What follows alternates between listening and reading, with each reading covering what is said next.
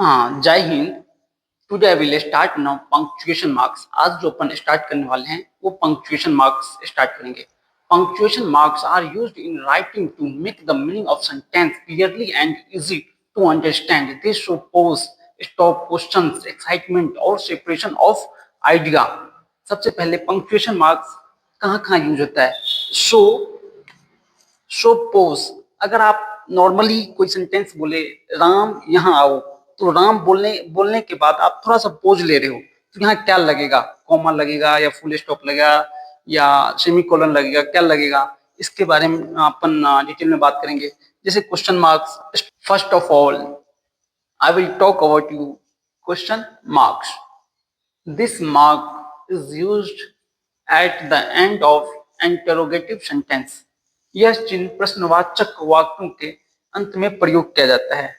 अगर किसी से आप कुछ क्वेश्चन कर रहे हो, कोई प्रश्न पूछ रहे हो, तो इस चिन्ह का, इस साइन का यूज करते हैं अपन, जिसको अपन क्वेश्चन मार्क्स के नाम से भी जानते हैं। नॉर्मली मैं आपसे नाम पूछ रहा हूँ, व्हाट इज योर नेम, तो देखो इसके लास्ट में क्या लग रहा है? क्वेश्चन मार्क्स लग रहा है। उसी को क्या बोलते हैं अपन? Question marks. Where are you going, तुम कहाँ जा रहे हो, इसके लास्ट में, इसके भी लास्ट में क्या लग रहा है? क्वेश्चन मार्क्स लग रहा है, तो उसी को अपन क्या बोलते हैं? Question marks. हाँ, नेक्स्ट कहाँ थे अपन? एक्सक्लेमेशन मार्क्स, जिसका साइन इस टाइप से होता है। इसको हिंदी में विस्मयादि बोधक कहते हैं।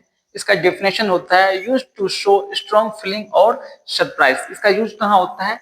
खुशी, दुखी या गुस्सा व्यक्त करने के लिए या दिखाने के लिए एक्सक्लेमेशन मार्क्स का यूज होता है।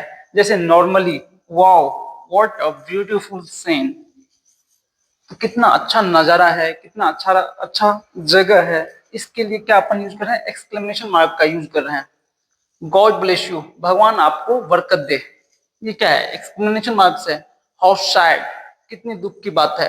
How dare you touch my phone, तुम्हारी हिम्मत कैसी हुई मेरे फोन टच करने की। तो ये कहाँ यूज होता है? एक्सक्लेमेशन मार्क्स में यूज होता है।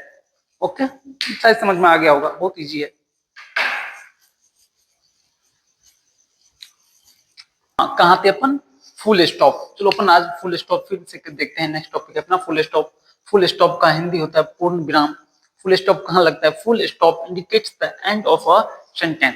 फुल स्टॉप का सीधा सा मतलब है कि फुल स्टॉप किसी वाक्य के अंत में, जो वाक्य खत्म हो चुका हो उसके अंत में लगता है। जैसे राम अच्छा लड़का है, ये सेंटेंस खत्म हो चुका है, तो इसके लास्ट में आप फुल स्टॉप लगा सकते हो। और नेक्स्ट पॉइंट क्या बता रहा है इसमें? used with sentence which are neither interrogative nor exclamative। इसमें बोल रहा है ना तो ये इंट्रोगेटिव में लगेगा ना ही एक्सक्लेमेटरी सेंटेंस में फुल स्टॉप का यूज होगा। आपको इंट्रोगेटिव तो पता ही है आपको, जो जिससे प्रश्नवाचक को वाक्य होता है, और एक्सक्लेमेटरी को बोलते हैं विस्मयादि बोधक साइन। विस्मयादि बोधक, राम अच्छा लड़का है, तो यहाँ देखो Ram is a good boy, तो यहाँ पे क्या लग रहा है? फुल स्टॉप लग रहा है।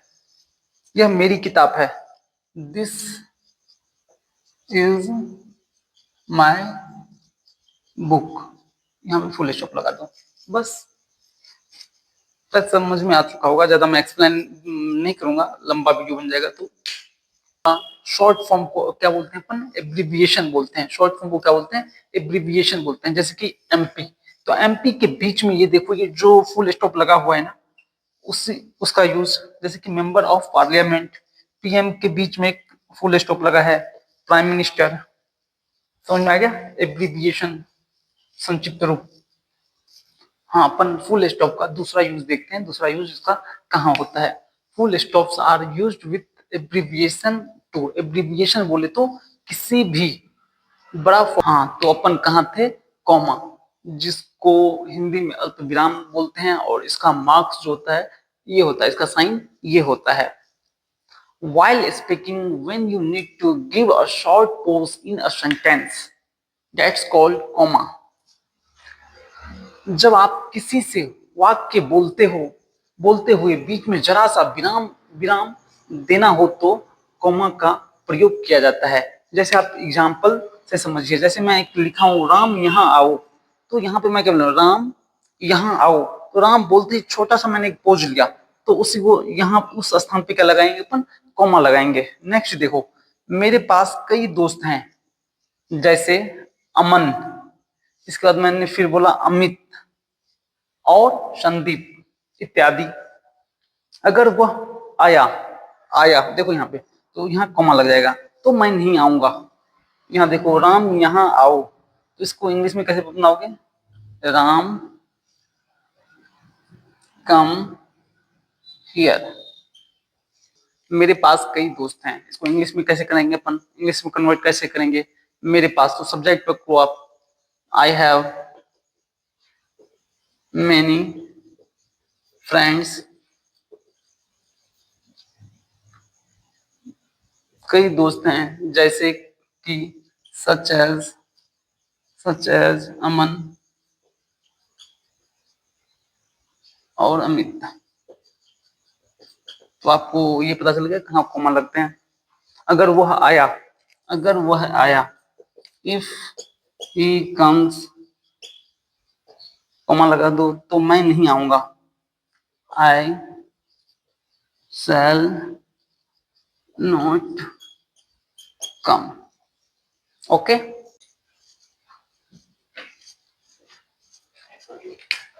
हाँ नेक्स्ट अपन कहाँ थे, कोटेशन मार्क।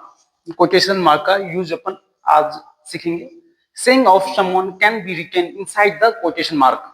कोटेशन मार्क, किसी की कही हुई बात को कोटेशन मार्क के अंदर लिखे जाते हैं, कोटेशन मार्क के अंदर लिखे जाते हैं। नॉर्मल एग्जांपल से समझो, राम ने कहा मैं सबसे अच्छा लड़का हूं, स्टार्टिंग में तो इस टाइप का साइन लगाएंगे और लास्ट में इस टाइप का।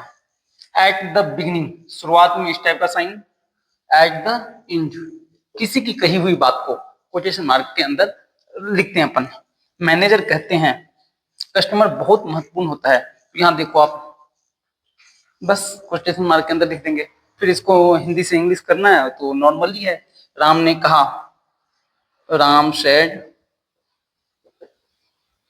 कॉमा लगाओ, इन्वर्ट कोटेशन मार्क लगाओ, मैं सबसे अच्छा हूं, तो I am the best, full stop.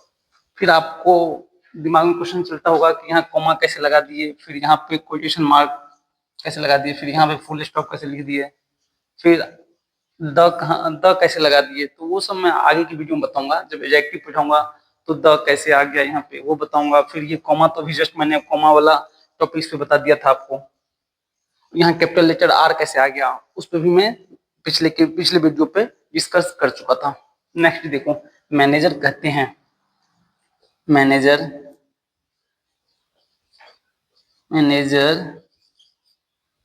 Says,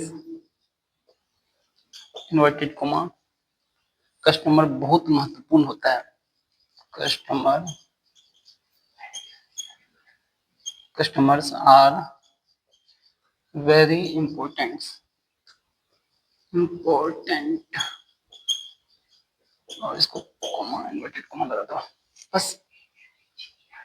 अच्छा, मैनेजर देखो, एम ए डोलन दे देगा, MANGER होगा, सॉरी, MAN,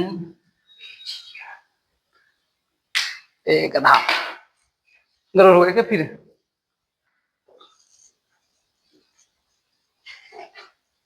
हाँ, मैनेजर कहते हैं कस्टमर बहुत महत्वपूर्ण होता है, तो यहाँ पे comma, inverted comma, quotation mark, manager कहते हैं, manager MANAGER, manager sales, customer बहुत महत्वपूर्ण होता है, CUSTOMER, customer is very important, comma, inverted comma, quotation mark, full stop. I hope आप नेक्स्ट अपन कहाँ थे, कॉलन। अपन कॉलन का यूज कहाँ करते हैं, colon is often used when you enumerate a list of person, things, place etcetera. Look at the following examples. प्रायः कॉलन का मतलब है जैसे कि, कॉलन का हिंदी होता है जैसे कि, क्या होता है, जैसे कि, इसका साइन क्या होता है, बस 2 डॉट लगा दो, इसको कॉलन बोलते हैं। ये किसको फॉलो करता है? इसका मतलब होता है कि कोई आप enumerate a list of person, किसी पर्सन का आप लिस्ट बना रहे हो, है ना, किसी थिंग का लिस्ट बना रहे हो, कोई सामान का लिस्ट बना रहे हो, किसी जगह का लिस्ट बना रहे हो, यहाँ आप कॉलन का यूज करोगे। जैसे नॉर्मली एग्जाम्पल से समझो, मैं कई लोगों से मिला, मैं कई लोगों से मिला जैसे कि विनीता, अंजलि, कुलदीप, डिम्पल और सीमा। तो यहाँ पे आप हिंदी में तो लिख देते हो जैसे कि, बट इंग्लिश में जब आप इसको ट्रांसलेट करोगे तो कैसे करोगे? सब्जेक्ट पकड़ो आई, कई लोगों से मिला, आई मेट मेनी पीपल। जैसे कि इंग्लिश मत लिखो, जैसे कि साइन लिख दो आप, ये जो बताया ना मैंने कॉलन, तो जैसे कि colon Vinita, Vinita comma Anjali, Anjali comma Kuldeep,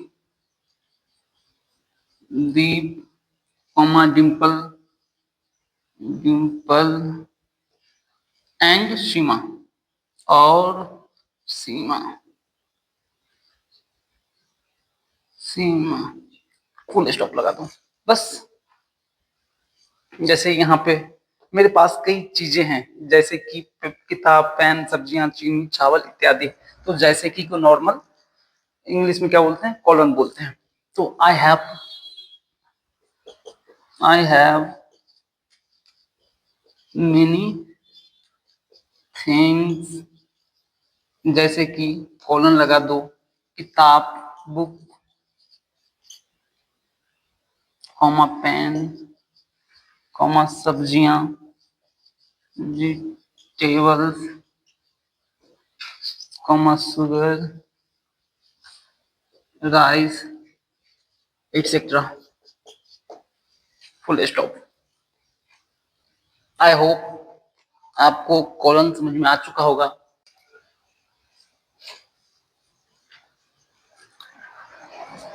हाँ, नेक्स्ट आ जाओ आप अपोस्ट्रोफी। अपोस्ट्रोफी का कहाँ यूज होता है इसके बारे में अपन बात करेंगे।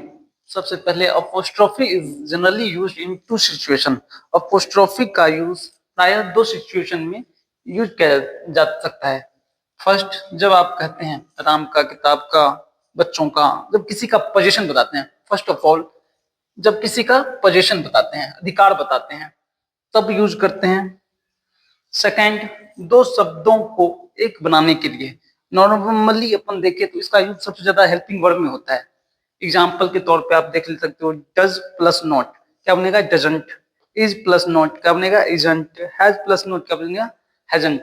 बहुत सारे हेल्पिंग वर्ब्स होते हैं, बट मैं अभी दो तीन एग्जाम्पल के लिए बता रहा हूँ, फिर नेक्स्ट टाइम आपको बता दूंगा। जब आप कहते हैं राम का, तो इसको कैसे लिखेंगे? राम्स, मतलब क्या हो गया? राम्स का। दूसरा है किताब का, तो बुक्स। बच्चों का, चिल्ड्रेन, चिल्ड्रेन। ये अच्छा नहीं बना ना? बन तो रहा था अच्छा। अपोस्ट्रोफी, अपोस्ट्रोफी का यूज कहाँ होता है? Apostrophe is generally used in a two situation. Apostrophe का यूज जनरली दो सिचुएशन में होता है। सबसे पहले जब आप कहते हैं राम का, बच्चों का, किताब का, तो इसका मतलब होता है कि आप पोजीशन बता रहे हो। क्या बता रहे हो? अधिकार बता रहे हो, आप पोजीशन बता रहे हो, एक अधिकार बता रहे हो। तो उसको कैसे लिखें? राम का, तो कैसे लिखें? राम्स अपोस्ट्रोफी राम, राम देके अपोस्ट्रोफी लगाओ, एस लगा दो। किताब का, तो बुक अपोस्ट्रोफी लगा के एस लगा दो। बच्चों का, चिल्ड्रेन अपोस्ट्रोफी एस। बस इसको पोजीशन में यूज करते हैं।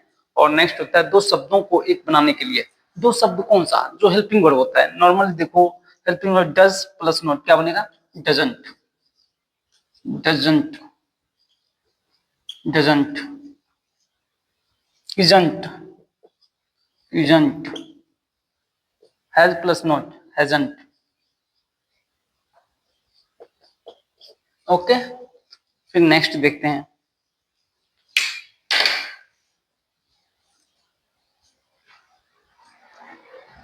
आई होप आपको ये पंक्चुएशन मार्क्स समझ में आ चुका होगा। अगर